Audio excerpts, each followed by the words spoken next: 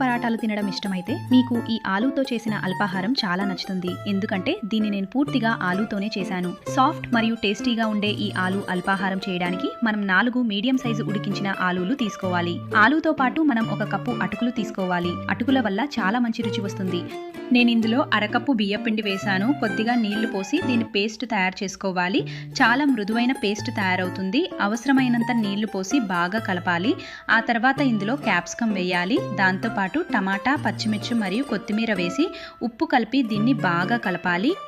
ఈ పిండి చిక్కగా ఉండాలి, మరీ పల్చగా ఉండకూడదు. దీని తర్వాత మనం ఇందులో ఈనో కలుపుదాం. 1 ఈనో ప్యాకెట్ కలపాలి. ఈనోకి బదులుగా మీరు కావాలంటే బేకింగ్ సోడా కూడా తీసుకోవచ్చు.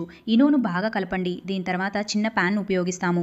మీరు ఇందులో నెయ్యి లేదా నూనె వేయండి. నేను కొద్దిగా ఆవాలు వేశాను. 1 చెంచా నిండా పిండిని వేయండి మరియు 2 వైపులా అల్పాహారాన్ని బాగా తిప్పుతూ కాల్చండి. మీ చాలా రుచికరమైన పొంగిన అల్పాహారం సిద్ధంగా ఉంటుంది.